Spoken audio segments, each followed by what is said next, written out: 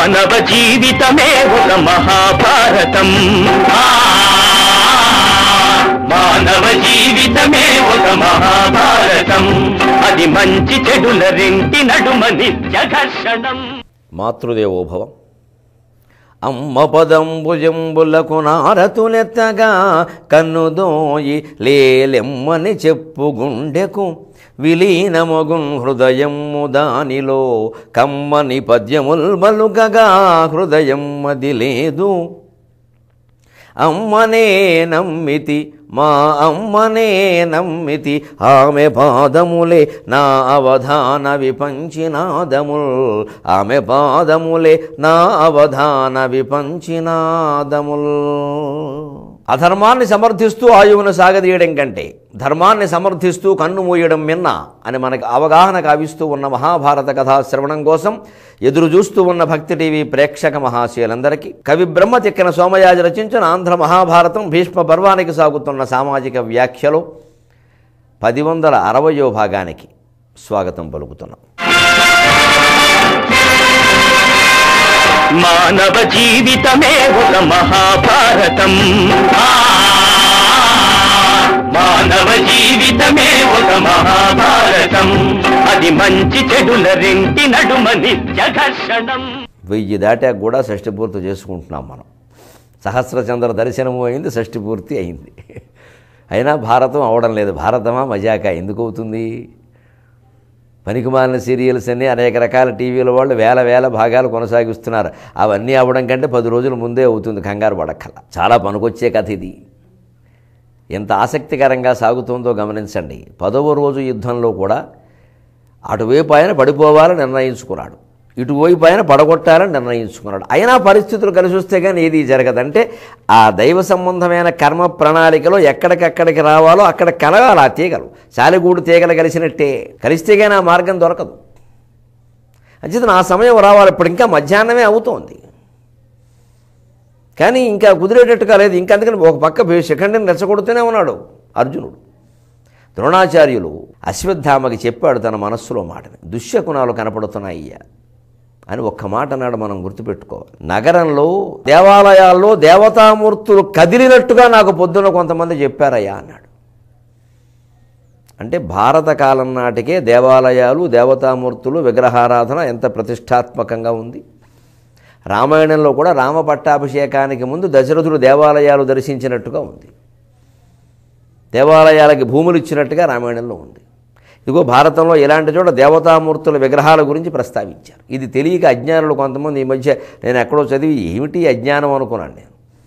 ముస్లింలు దండయ్య వచ్చాక ఈ దేశానికి వాళ్ళకి భయపడి మనం గుడు కట్టుకున్నా అంట.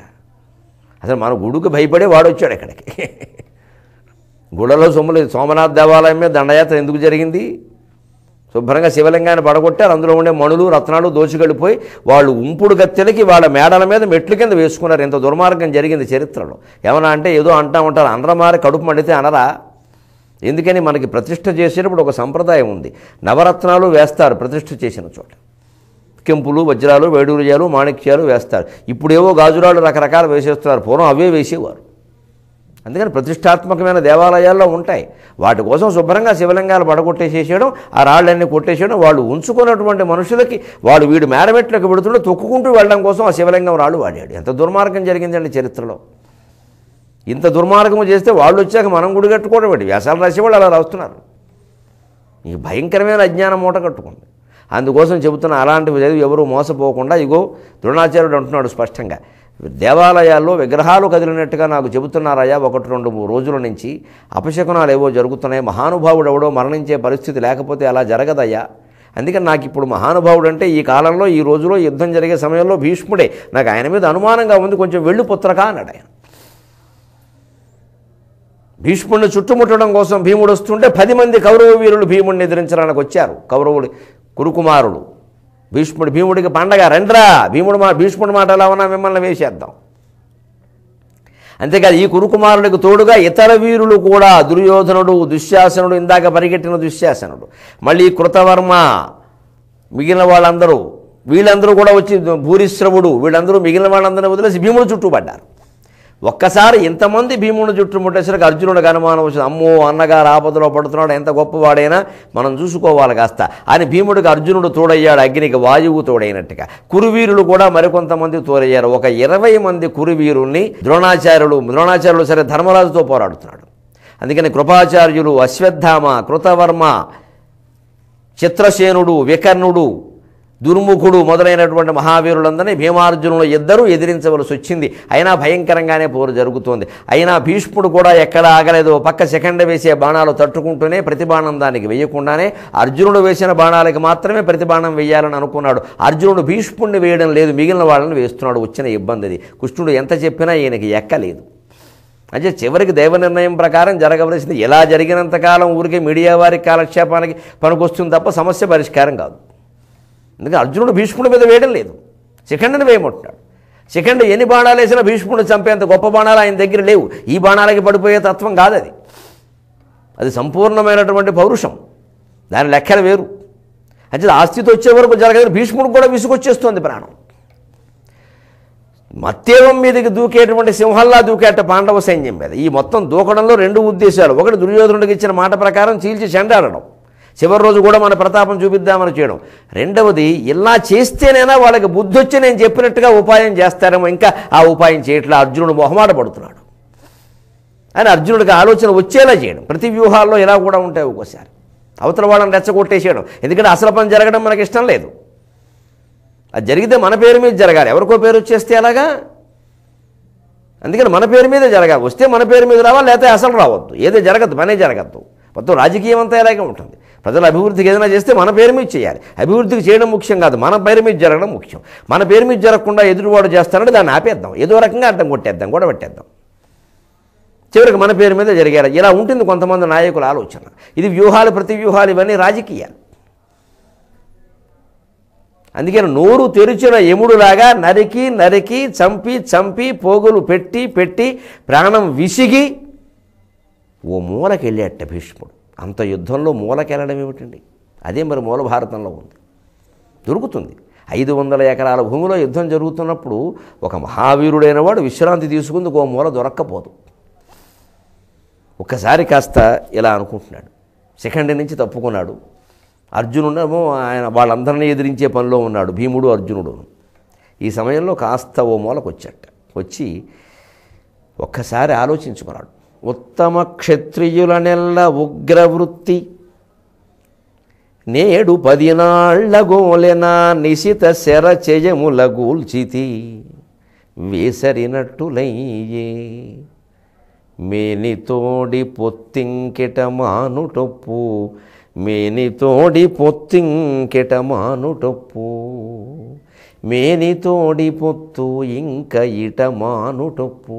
మహానుభావ, ఎంత చెలించిపోయావయ్యా ఈ ధర్మాధర్మాల ఘర్షణకి, ఈ మునిమన వాళ్ళ ఘర్షణకి.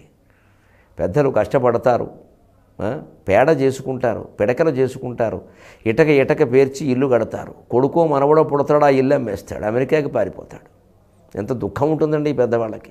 వాళ్ళ కళ్ళ ముందు జరిగితే ఎంత కష్టపడి కట్టామా పల్లెటూళ్ళలో ఇల్లు సంపాదించడానికి 50 ఏళ్ళు పట్టిందమ్మా, వాడు ఒక్క నిమిషంలో అమ్మేశాడు. పీగి అమ్మేసేవాడు పల్లెటూరు భాషలో చెప్పాలంటే అయిన కాడికి అమ్మేస్తాడు, అయిన కాడికి. వాడు దాని విలువ ఏం తెలుసు ఈ మనవడికి? వాళ్ళు పాపం నానాయాతన పడి పాలమ్మి, పెరుగమ్మి, పుల్లలమ్మి, పిడకలమ్మి, సమస్తం అమ్మి సంపాదించారు. దాన్ని ఇట్టే అమ్మేస్తారండి. లేకపోతే అది బాగోలేదండి అనడం, మోడర్నైజ్ అనడం, దాన్ని కూల్చేసి కట్టడం. ఇవి చాలా దోషాలు ఇవి. కనీసం ఈ ఆలోచనలు ఉండేవాళ్ళు, ఆ పెద్దవాళ్ళు ఉన్నంతకాలం ఈ పని చేయకూడదు. వాళ్ళని వెళ్ళిపోనేయండి, వెళ్ళిపోతారుగా. 80 ఏళ్ళు దాటాక ఎంతకాలం ఉంటాడు? బాగుండదా? అటాచ్డ్ బాత్రూమ్ లేదు, అటాచ్ లేదు, కొంపలు అంటుకున్నాయి, అదేదో విడిగా కట్టుకో. ఇదే తన కళ్ళెదురు సామ్రాజ్యం కూలిపోతుంది. మానవ జీవితమే ఒక మహాభారతం, అది మంచి చెడుల రెంటి నడుమ నిత్య ఘర్షణం.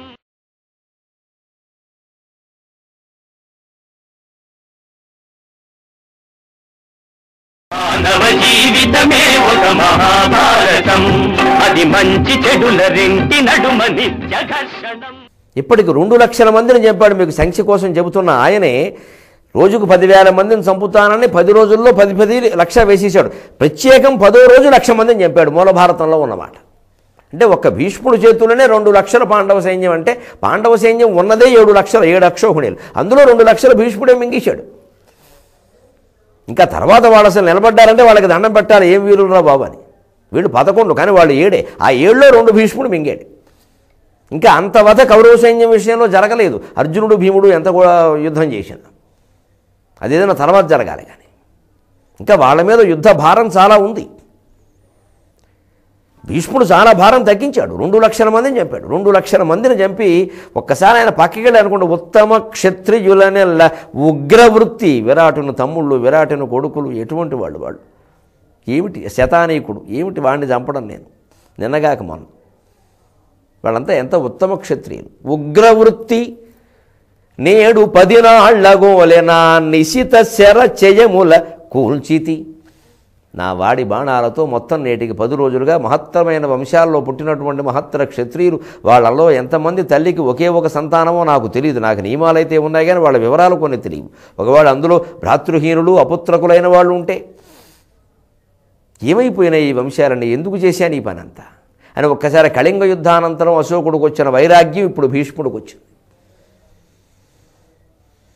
ఉత్తమ క్షత్రియులనెల్ల ఉగ్రవృత్తి నా నేడు 10 నాళ్లగోలే నా నిశిత శర చెయములగూల్చితి. వేసరినట్టులయ్యే విసిగిపోతుంది, ప్రాణం విసిగిపోయింది.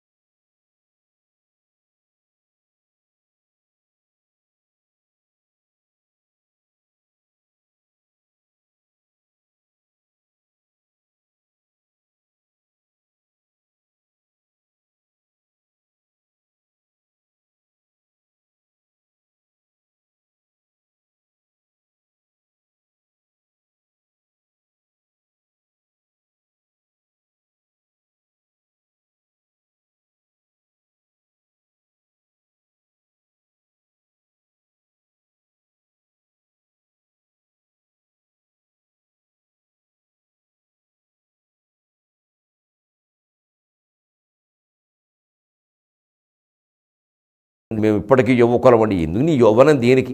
80 ఏళ్ళు వచ్చి యువకుండా అంటున్నావు సిగ్గు లేకుండా. ఏం చేసావు దేశానికి? ఏమైనా చేసామా? మనం యువకులుగా ఉన్నాం అంతే.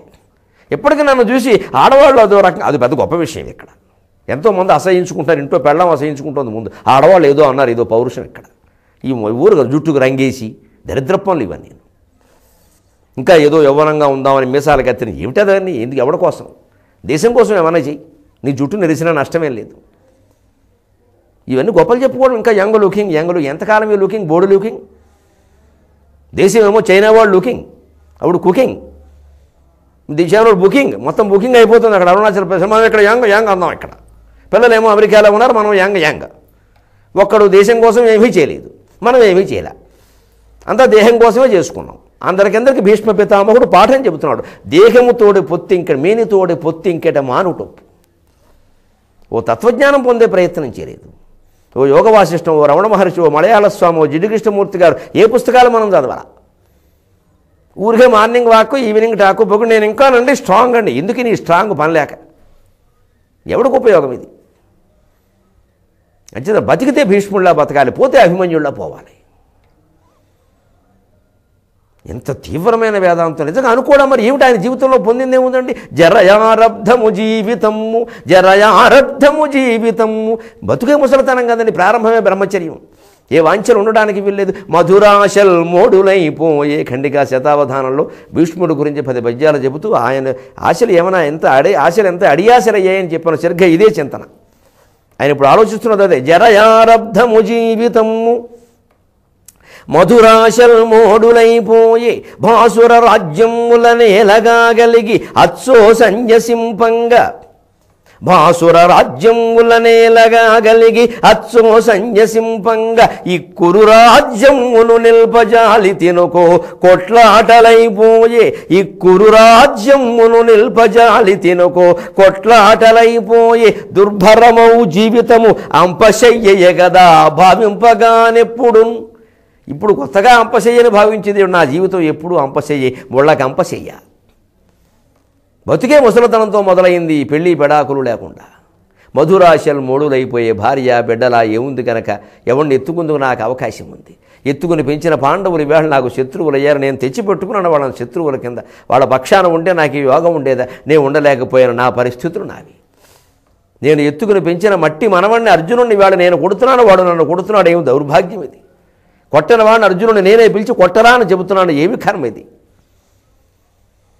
భాసుర రాజ్యముల నేలగా కలిగి గంగాదేవి కుమారుడై ఉండి దేవతల వరం వల్ల పుట్టినవాడై ఉండి అష్టవసువుల్లో ఒకడై ఉండి గురువును యుద్ధంలో ఓడించిన వాడై ఉండి ఇంత పరాక్రమవంతులు కనుక రాజ్యాన్ని పరిపాలన చేస్తుంటే ఎలా ఉండేదండి భారతదేశం? అసలు ఈ పాండవులు ఎవరు, కౌరవులు రెండు కొట్టుకోవడానికి భీష్మ సంతానం తప్పితే. మళ్ళీ ఎప్పుడో అటల్ బిహారీ వాజ్పేయి గారు పరిపాలిస్తుంటే 1999 నుంచి 2004 వరకు నాకు అప్పుడు మాత్రం ఆ యుగం ఒక్కటే భీష్మ యుగంలో అనిపించింది కాస్త. భీష్ముడు మళ్ళీ ఆజన్మ బ్రహ్మచారిగా దిగుచ్చి పరిపాలించారు. మళ్ళీ దేశానికి అటువంటి మహానుభావుడు ఆజన్మ బ్రహ్మచారి పరిపాలించే యోగము పట్టునుగాక. మరో భీష్ముడు దిగొస్తే తప్ప ఈ దేశం బాగుపడదు.